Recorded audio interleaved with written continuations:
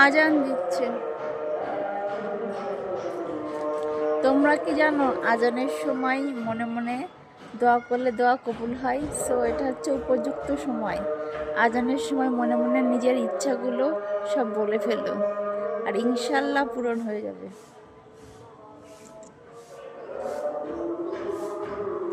আমি আমার ইচ্ছাগুলো মনে মনে বলছি।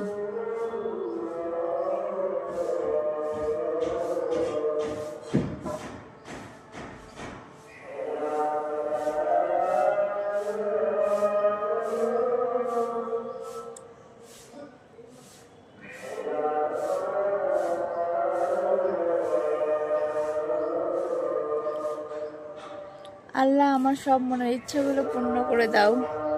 রৌদ্র দাঁড়াতে পারছি না।